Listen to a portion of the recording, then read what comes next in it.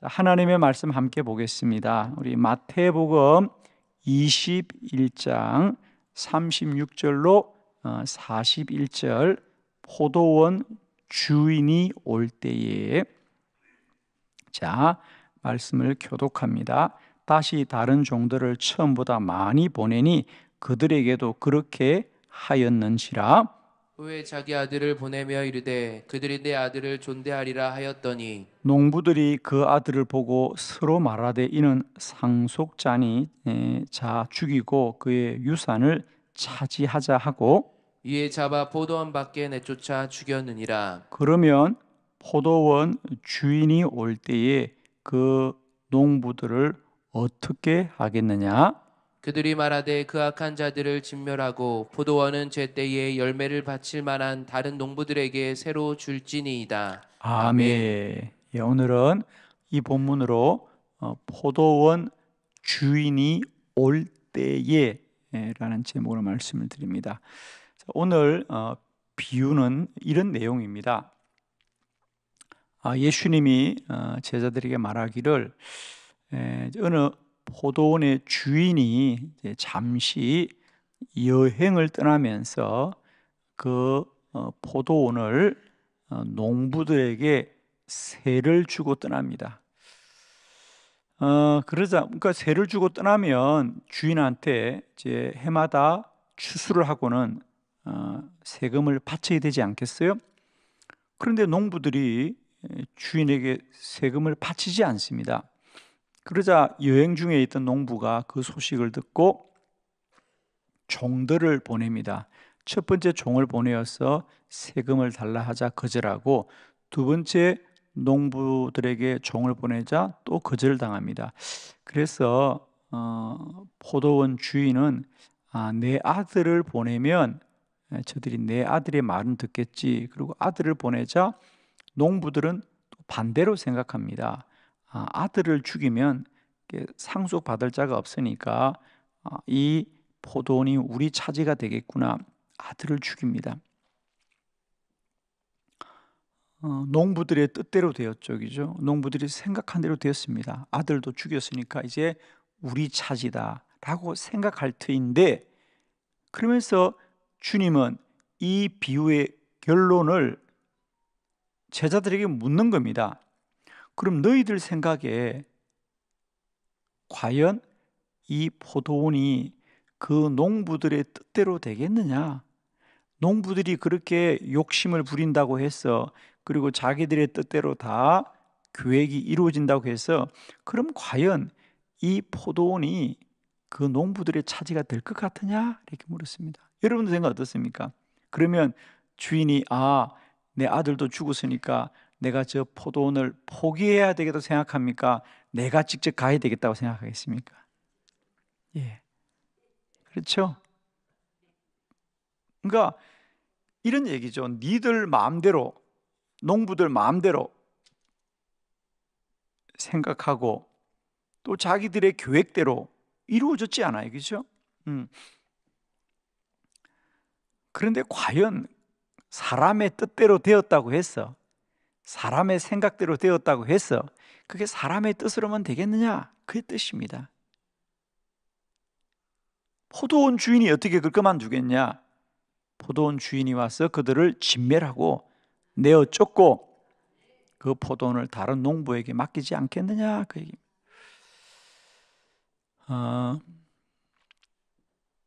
결국 이 비유의 결론은 뭐죠? 그렇습니다. 우리들이 이 세상을 살면서 때론 우리의 뜻과 생각대로 다 된다 할지라도 결국은 하나님이 다 심판하신다는 거죠.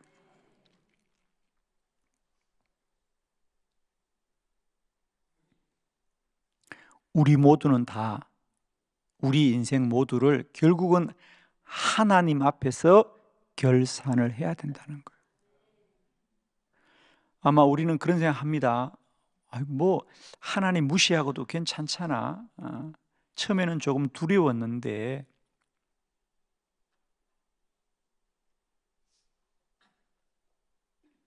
주인이 보낸 종들을 거절해도 괜찮고 내쫓아도 괜찮고 주인의 아들을 죽여도 괜찮아요.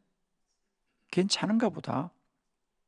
이렇게 해서 그냥 우리 차지를 해도 되는가 보다라고 생각할 수 있을 것이다. 그러나 그렇지 않다. 포도원 주인은 반드시 다시 돌아온다. 우리 주님은 다시 이 땅에 오신다. 내가 심판할 것이다. 아멘이십니다, 여러분. 오늘 비유의 결론은 이런 말입니다.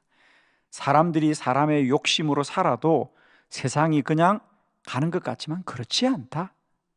포도원 주인이 올 때에 어떻게 할 것 같으냐? 우리 주님 다시 오시고 우리는 반드시 우리의 삶을 하나님 앞에 결산해야 된다는 거죠.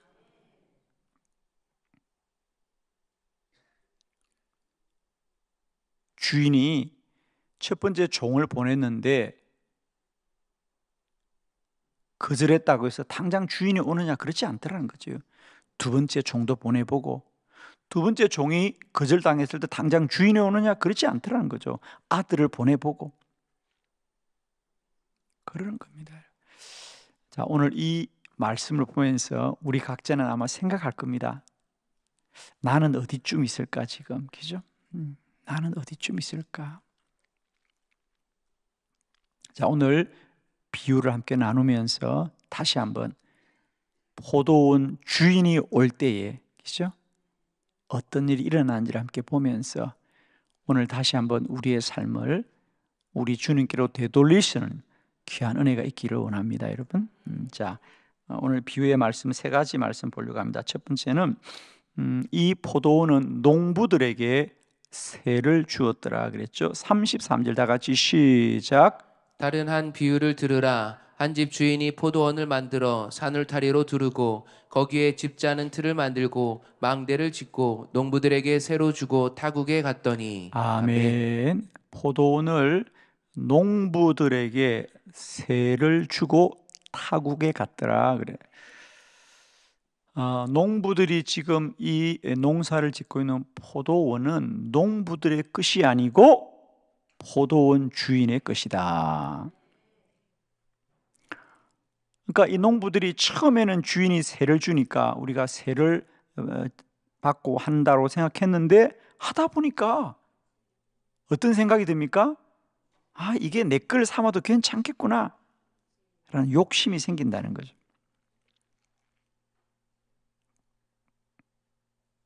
그러나 아니다. 그 포도원은 농부들의 것이 아니고 주인의 것이다.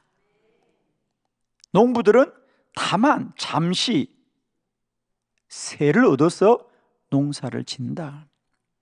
그런데 착각을 한다는 거죠. 이걸 내 거로 만들어야 되겠다. 착각을 한다는 거죠. 여러분 늘 기억합시다. 우리가 이 땅에 살아가는 날 동안 우리가 가진 모든 것은 우리의 것이 아니고 다만 우리가 잠깐 맡아서 사용하는, 우리는 청직이라는 사실. 사실 이 농부들은 처음부터 자기들이 우리가 이 포도원은 주인에게 세를 얻어서 짓는 거야, 참 고맙고 감사한 거야, 그리고 그것만 잘 유지했더라도 끝까지 농사를 지을 수 있을 터인데 오히려 그걸 갖겠다는 욕심을 가졌기 때문에 쫓겨나는 거죠.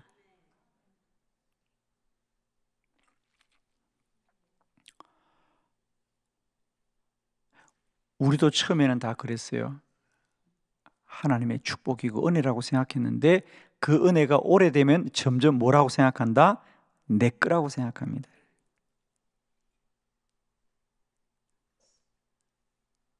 내 거라고 생각하는 거죠. 여러분 꼭 기억하십시다. 우리는 청직입니다. 맡은 자입니다. 맡은 자지 내 게 아니라는 거예요, 여러분. 저는 물질도 마찬가지입니다. 여러분, 맡은 자는 하나님이 복을 주는데요, 욕심을 가지면 내쫓김을 당합니다. 대부분의 사람들이 처음에는 다 청직입니다. 처음에는 청직인데 그걸 오래 하다 보면 자기도 모르게 내 것이라고 착각해요. 내 거라고 착각을 합니다. 그럼 그때부터 우리는 어려워지는 거예요, 여러분. 그죠? 저는 이런 생각을 해보죠. 이 농부들이 그 포도원을 내 게 아니고 주인의 것인데 주인이 야, 내가 여행 갔다 올 테니까 우리 포도원 네가 좀 맡아주라고 할 때 얼마나 좋았겠어, 그죠? 야, 야, 내가 이 주인의 포도원을 내가 농사를 지어서 야, 내가 맡아서 농사를 짓는다는 것이 얼마나 기뻤겠어요. 근데 사람이라는 게 맡아서만 일을 해도 좋은데 하다 보니까 무슨 생각이 듭니까? 아, 이건 내 거 해야 되겠다. 이건 내 거 해야 되겠다. 라는 생각이 든다는 거죠. 여러분, 우리는 이 세상에 아무도 주인이 없습니다, 여러분. 주인은 여호와 한 분이십니다. 그래서 이스라엘이라고 하는 나라는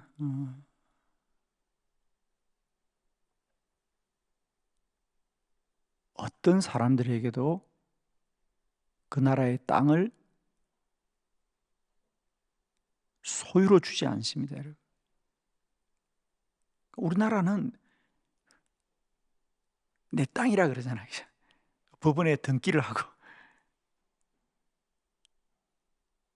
이스라엘은 땅은 하나님의 것이야. 우리는 다 빌려 쓰는 거야. 이스라엘은 땅을 소유하는 방법이 우리처럼 개인이 소유하는 게 아니고요. 50년씩 이렇게 나라에서 빌려 쓰는 것은 가능해요. 다만 오랫동안 50년씩 뭐 이렇게 빌려 씁니다. 그러나 아무도 그걸 내 자식한테 물려주는 이런 법은 없습니다.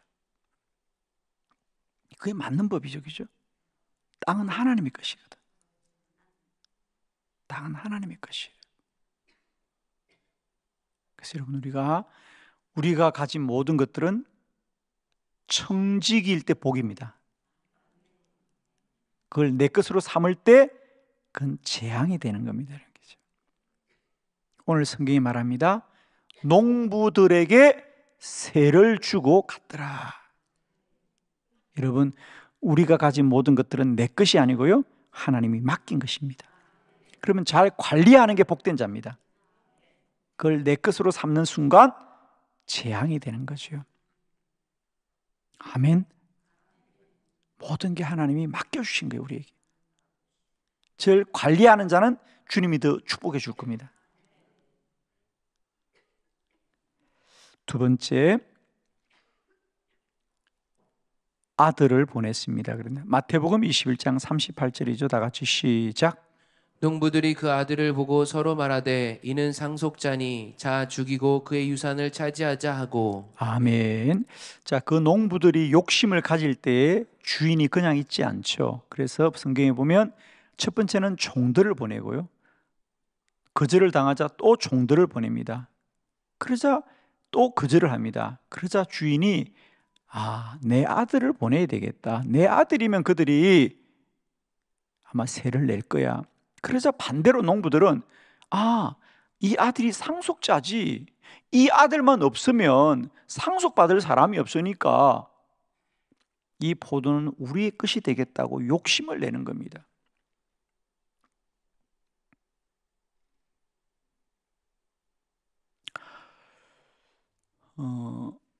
왜 포도원 주인은 첫 번째 종들을 보내고 바로 군사를 보내지 않았을까? 쉽게 말하면, 우리로 말하면 법으로 소송을 걸지 않았을까? 또 종들을 보내고 종들이 거절당하자 왜 소송을 걸지 않고 또 아들을 보냈을까? 그렇습니다. 포도원 주인은 끝까지 그 농부들이 스스로 자신들의 잘못을 회개하기를 기대하고 있다는 사실. 주인이 할 수 있는 방법이 없는 게 아니고요, 주인은 끝까지 그 농부들이 자신들의 잘못을 인정하고 돌아오기를 기대하는 거 아니겠어요? 그렇죠? 우리가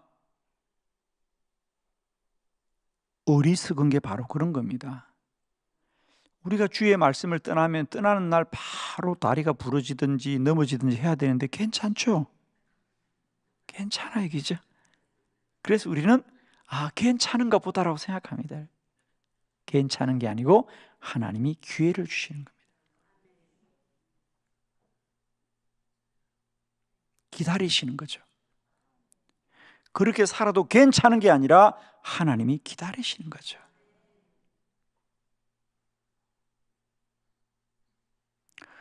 우리가 하나님의 말씀을 떠나고도 아무 일이 없는 것은 그렇게 살아도 괜찮다는 것이 아니라 하나님이 기다리는 시간입니다. 반드시 포도원 주인은 다시 돌아온다, 그 말이거든. 반드시 포도원 주인은 다시 돌아옵니다.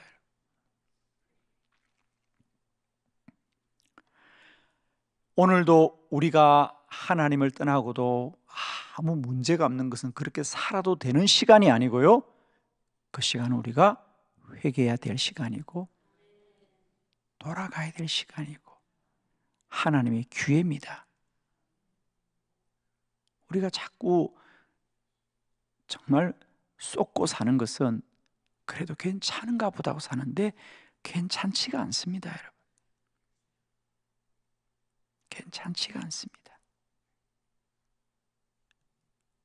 반드시 포도원 주인은 돌아온다. 마지막 세 번째, 그래서 포도원 주인이 돌아옵니다. 자, 주님의 질문이죠. 40절 다 같이 시작. 그러면 포도원 주인이 올 때에 그 농부들은 어떻게 하겠느냐? 아멘. 저는 참 이 말씀을 보면서 뻔한 결론인데 왜 주님은 그 결론을 제자들에게 물었을까? 그래, 그럼 너희들 생각은 어떠냐?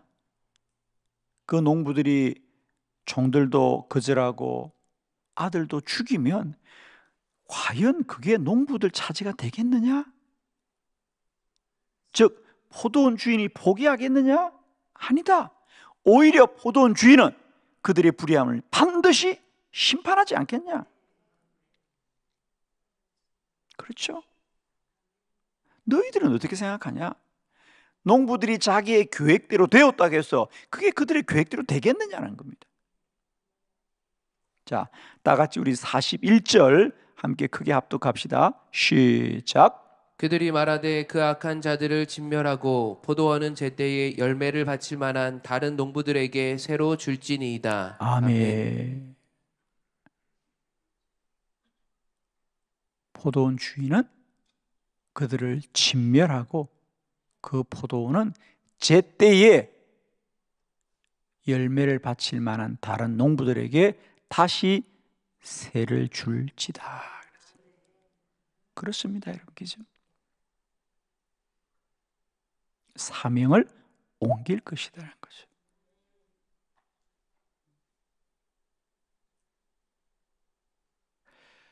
포도원 주인은 반드시 돌아온다. 포도원 주인은 반드시 돌아온다. 우리 주님은 다시 오십니다. 오늘 이 땅에 죄악이 광령해도 괜찮은가? 괜찮지 않습니다. 우리 주님은 반드시 다시 오신다는 사실을 꼭 기억하시고, 우리가 오늘 하루하루 사는 것들이 그저 괜찮은 게 아니고요, 하나님의 시간이라고는 꼭 기억하시고, 그죠? 우리가 우리의 삶을 되돌릴 수 있는 복된 은혜가 있기를 축복합니다. 기도드리겠습니다.